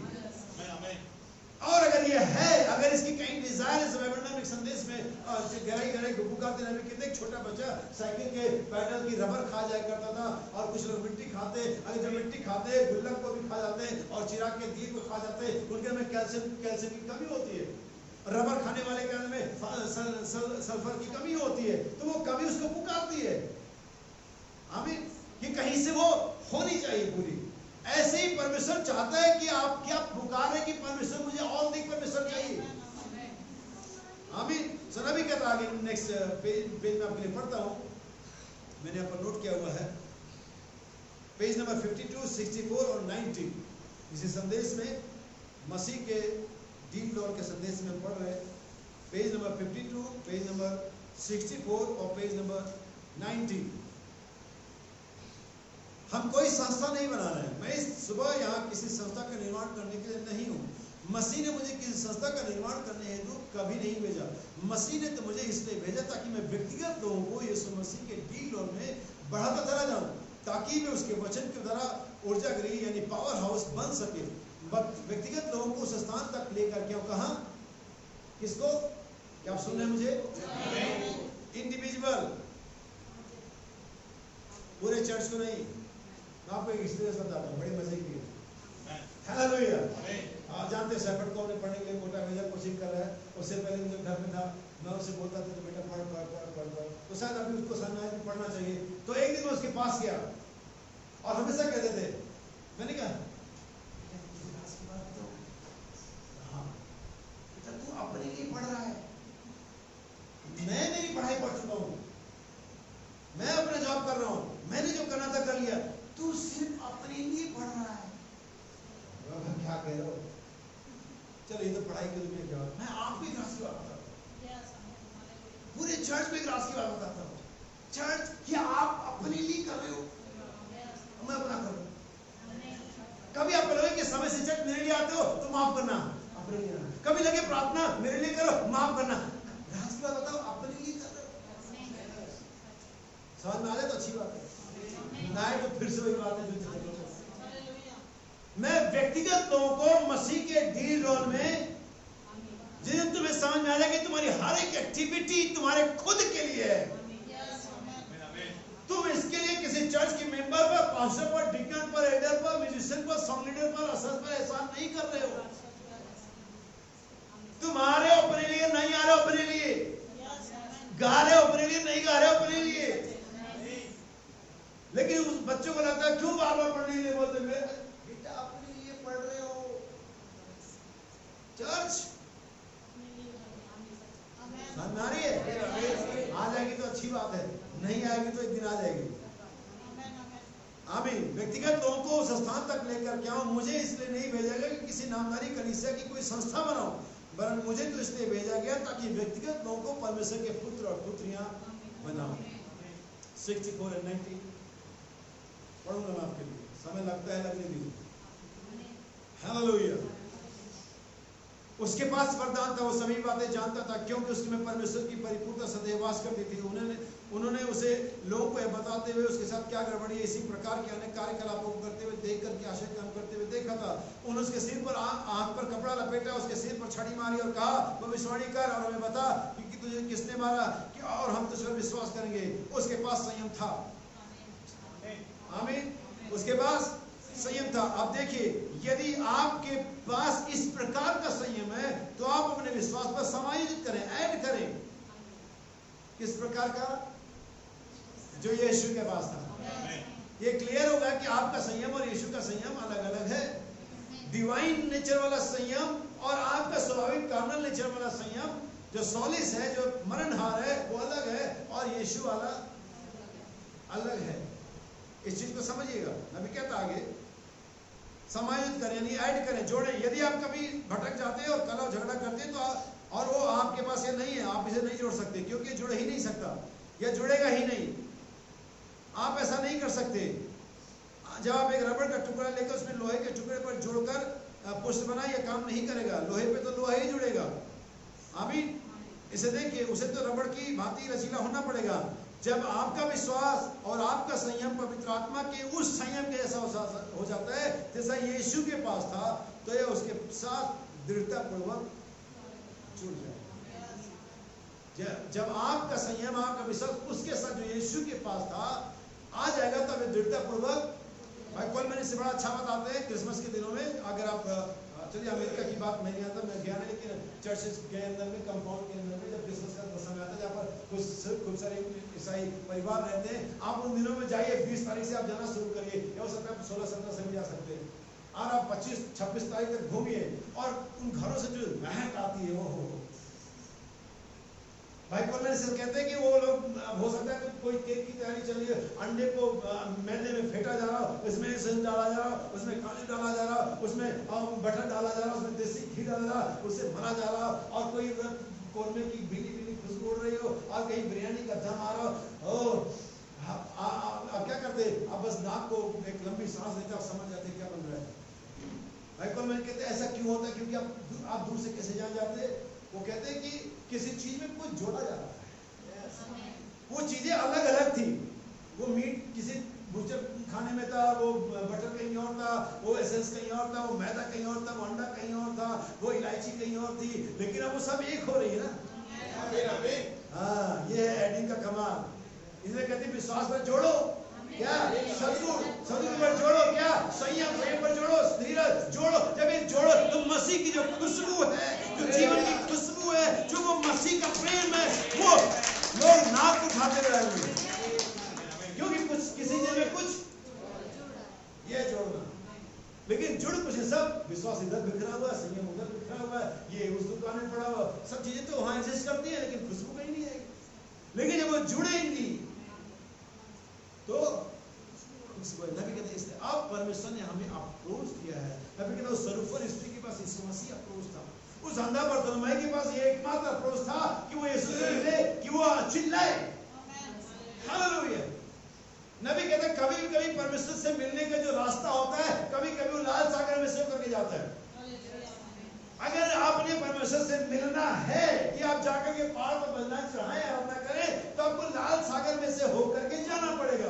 आप कल्पना कर सकते हैं, आप यहाँ पढ़ते, आप पढ़ते, मैं प्रचार कर दो, हमें लगता है लाल सागर से गए। अरे मेरे भाई बहन, इतना आसान नहीं रहा। हो सकता है कि बड़े शक्तिशाली लोग, भविष्यवक्ता टाइप के लोग, मूसा, हारून, ये तो चले हुए, लेकिन जब बुजुर्गों ने या औरतों ने कदम रखा होगा, और दीवार देखो कब कितनी फीट चौड़ी रही होगी दीवार, जो पानी की लहर आ रही वहां पर। किसी जवान लड़की ने देखा जो पहले से पानी रखती है, छोटे छोटे बच्चे कैसे गए होंगे? और जा तो रहे होंगे, लेकिन एक बार तो दीवार को भी देख लोगे, पानी की दीवार, आप कल्पना भी नहीं कर सकते। उसको वहां तक आने में कितना देर लगेगा? सेकंड ज्यादा होता है। जब कोई बांध टूटता है तब कभी वीडियो देखना, बांध टूटने का सेकंड ज्यादा होता है। मिनटों में गांव के गांव डूब जाते हैं, और उनसे कोई बहुत दूर तो नहीं होगी दीवार। कभी कभी परमेश्वर से मिलने का रास्ता समुद्र में से होकर के जाता है, कभी कभी परमेश्वर से मिलने का रास्ता आग की भट्ठी में से होकर के जाता है। वो 3 इब्रानी बच्चे मनुष्य के पुत्र शरीर के व्यक्ति से कभी मिल नहीं पाते अगर तो भट्टी में नहीं गए होते। बाकी जो नहीं गए भट्टी में मिल भी नहीं पाए। कभी कभी परमेश्वर से मिलने का रास्ता शेरों की मान में हो सके जाता है, कभी कभी परमेश्वर से मिलने का रास्ता बीमारियों में से होकर के जाता है। आप मेरी बीमारियां, दाऊद कहता अच्छा हुआ कि मुझे विपत्ति आई कि मैं तेरी विधियों को सीख सकूं। कभी कभी रास्ता बड़ा विचित्र होता है, लेकिन अगर यही रास्ता है, अगर यही अप्रोच है, अगर यही माध्यम है, लेट मी गो, मुझे जाने दो उससे, क्योंकि मुझे परमेश्वर से मिलना है। शेरों की मान में से, आग की भट्टी में से, लाल सागर में से, नूह की नाव में से, बीमारी में से, यहाँ तक कि कई बार ये मृत्यु में से होकर के जाता है। भाई मरना पड़ेगा, इसके बारे में क्या है? वो मिला परमेश्वर को जमीन पर, तो उसने बोल दिया कि मैंने देखा हूं, लेकिन तुम लोग थोड़ा जल्दी पत्थर मारो ताकि मैं मिल सकूं। आमीन। जब मारते तो जल्दी मारो ताकि मैं वहां पर ये परमेश्वर का प्रोवाइडेड वे होता, बशर्ते आप कंफर्म हो, श्योर हो कि परमेश्वर का। बहुत सारी बातें कहने के लिए, लेकिन आज इस दोपहर में सिर्फ इतना को कहने के पास काम करूंगा। परमेश्वर ने एक माध्यम आपके सामने रखा, यीशु का लहू आपके जीवन में जब आ जाता है, बाइबल रोमियो के पत्री में बताती है, विश्वास के द्वारा यीशु का लहू काम करने लगता है। और जब वो लहू काम करता है तो यीशु का सब विश्वास, यीशु का सद्गुण, यीशु की समझ, संयम, भक्ति और भाईचारे का प्रेम लेकर के आता है। और जब ये चीजें हो जाती है, सिर्फ कहते हैं ये बातें तुम्हें वर्तमान में बढ़ती जाए, तो तुम्हें हमारे मसीह को पहचानने में निकम में निष्फल, इट मींस इसके बिना आप परमेश्वर से नहीं मिल सकते। ये यीशु का लहू है, ये विश्वास सद्गुण, ये चीजें नहीं बोलने की, सिर्फ वचन नहीं है, सिर्फ शब्द नहीं है, ये यीशु का लहू है जो आपको परमेश्वर से मिलने के लिए क्या करता है, तैयार करता है।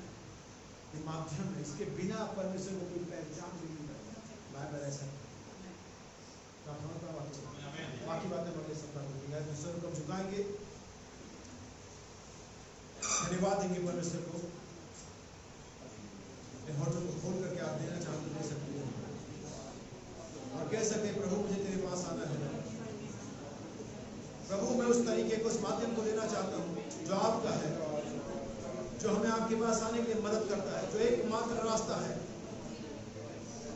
ओ जीसस, थोड़ी देर सभी लोग रुकेंगे, हम पर जाएंगे नहीं सूचना तक, सर को झुकाएंगे। मैं किसी बहन के साथ चाहूंगा कि प्रार्थना करें, मैं पैरों पर खड़े होंगे। Thank you Jesus.